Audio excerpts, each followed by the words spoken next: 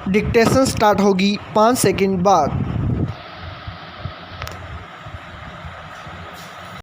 Yes, Islamabad में भारतीय उच्चायोग परिसर के ऊपर ड्रोन मंडराने की खबर ने भारत पाकिस्तान के रिश्तों में और तनाव पैदा कर दिया है। विराम, यह मामला सीधे सीधे उच्चायोग की जासूसी और सुरक्षा में सेंध का है। विराम, इससे पता चलता है कि भारत को आतंकित करने के लिए पाकिस्तान अब किस तरह के हथकंडे आजमा रहा है। विराम, जम्मू के वायु सेना अड्डे पर ड्रोन से बम गिरने के कुछ घंटे पहले ही 26 जून को भारतीय उच्चायोग परिसर पर ड्रोन उड़ता देखा गया था। विराम, उस समय उच्चायोग में भारत की आज़ादी के 75 साल पूरे होने का आयोजन चल रहा था। विराम, इसमें कई देशों के राजनयिक भी मौजूद थे।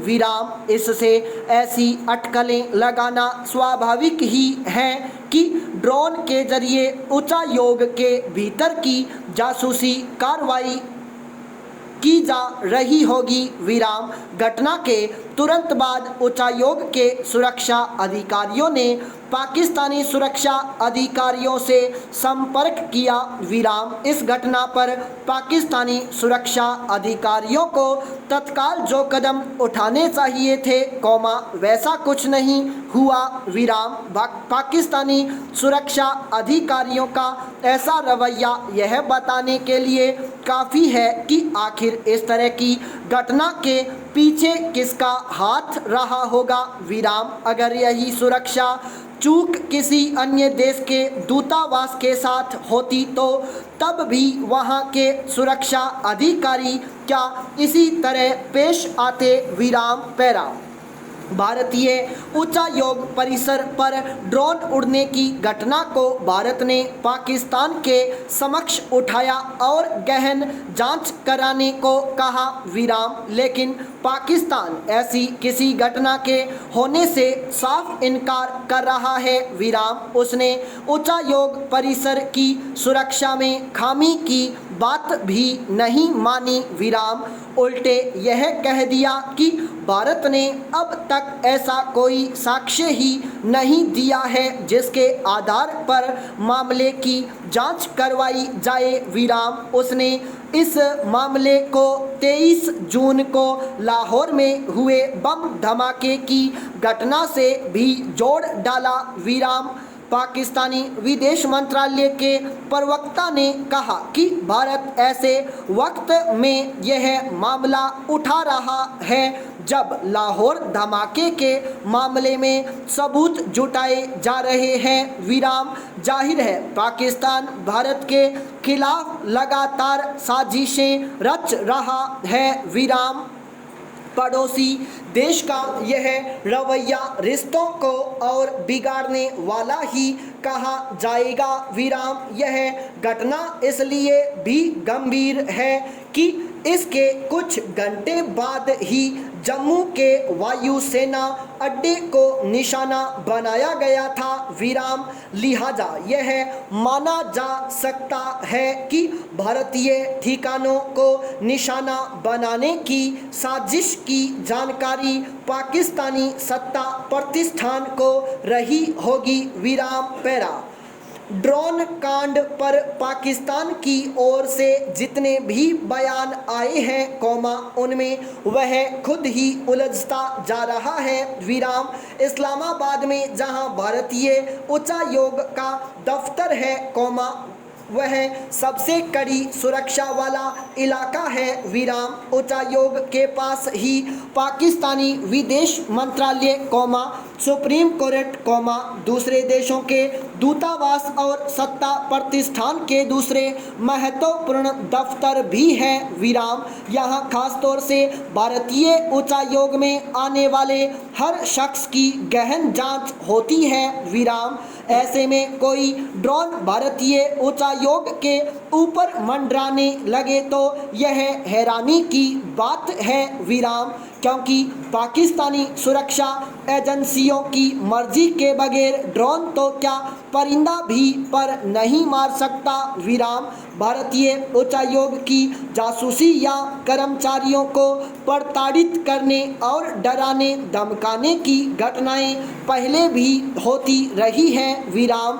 पाकिस्तान को यह समझना चाहिए कि राजनयिक स्तर पर होने वाली इस तरह की घटनाएं संबंधित देश पर किसी हमले से कम नहीं होती विराम। पैरा उत्तराखंड में जिस तरह भारतीय जनता पार्टी ने पिछले करीब 4 महीनों में 2 मुख्यमंत्री बदल दिए और अब वहां तीसरे मुख्यमंत्री को कमान सौंपी है उसे लेकर स्वाभाविक ही सवाल उठ रहे हैं विराम। सवाल तो तब भी उठे थे जब विधानसभा चुनाव के कुछ महीने रह जाने के बावजूद उसने त्रिवेंद्र सिंह रावत को हटाकर तीरथ सिंह रावत को मुख्यमंत्री बनाया था विराम। तब कहा गया था कि यहाँ के ज़्यादातर पार्टी विधायक त्रिवेंद्र सिंह रावत के कामकाज से संतुष्ट नहीं थे और उन्हें बदलने की केंद्रीय कमान से गुहार लगा रहे थे विराम।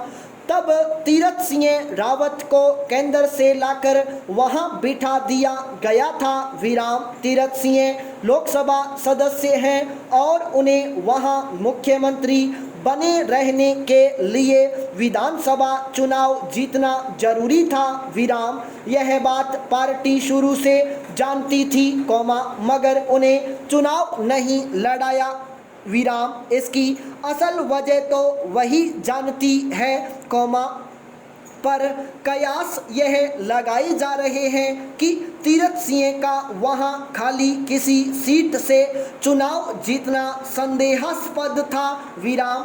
फिर यह भी कयास है कि न तो वहां के विधायक और न केंद्रीय कमान उनके कामकाज से संतुष्ट थे विराम। अपना पद संभालते ही जिस तरह के विवादास्पद बयान उन्होंने दिए थे उससे पार्टी को काफ़ी किरकिरी झेलनी पड़ी थी विराम। फिर इस दौरान उन्होंने ऐसा कोई काम नहीं किया जिससे पार्टी की स्थिति वहां मजबूत होती विराम। पैरा मगर तर्क दिया जा रहा है और जैसा कि तीरथ सिंह रावत ने भी बयान दिया कि संवैधानिक संकट टालने की गरज से पार्टी ने यह फैसला किया है विराम। मगर जिस तरह उन्हें 3 दिन तक दिल्ली में केंद्रीय नेताओं के साथ बैठक करनी पड़ी वह केवल उनके चुनाव लड़ने या न लड़ने को लेकर हुआ मंथन नहीं माना जा सकता विराम। अब उनकी जगह पुष्कर सिंह धामी को लाया गया है विराम। हालांकि तीरथ सिंह के जाने के कयासों के बीच वहां के कई कदावर नेता ख्वाब पाले हुए थे कि उनमें से किसी को यह जिम्मेदारी मिल सकती है विराम। मगर पार्टी ने एक ऐसे व्यक्ति को मुख्यमंत्री बनाया जिसने शायद खुद भी न सोचा होगा कि उसे कमान सौंपी जा सकती है विराम। इसके पीछे भाजपा का क्या गणित है यह वही बेहतर जानती है विराम। उत्तराखंड में विधानसभा के चुनाव को कुछ महीने रह गए हैं उसमें पुष्कर सिंह किस तरह पार्टी की स्थिति मजबूत कर पाएंगे या वहां के लोग उन पर कितना भरोसा जता पाएंगे देखने की बात है विराम। पैरा उत्तराखंड की सियासी उठापटक ने एक बार फिर भाजपा के सामने कुछ सवाल खड़े कर दिए हैं जिनके जवाब देना उसके लिए आसान नहीं है विराम। पूछा जा रहा है कि क्या भाजपा के पास ऐसे नेताओं की कमी है जिन्हें राज्यों की कमान सौंप कर वह 5 साल तक निश्चिंत रह सके विराम। या फिर वह पार्टी के भीतर सुगबुगा रहे कलह को शांत कर पाने में सफल नहीं हो पा रही है। विराम। उत्तराखंड अकेला राज्य नहीं है, जहां उसे नेतृत्व को लेकर पार्टी विधायकों के असंतोष का सामना करना पड़ रहा है। विराम। कुछ दिनों पहले ही उत्तर प्रदेश में भी असंतोष शांत करने के लिए उसे काफ़ी मशक्कत करनी पड़ी। विराम। उधर कर्नाटक में भी मुख्यमंत्री के कामकाज पर अंगुलियां उठ रही हैं। विराम। मध्य प्रदेश भी अशांत बताया जा रहा है। विराम। इससे यह सवाल भी गाढ़ा होता है कि किसी पार्टी के लिए केवल सरकार बना लेना बड़ी उपलब्धि नहीं होती, उसका प्रदर्शन भी भरोसेमंद बनाना जरूरी होता है। विराम। बीच में नेतृत्व परिवर्तन से पार्टी की छवि पर नकारात्मक असर पड़ता है। संपूर्ण विराम।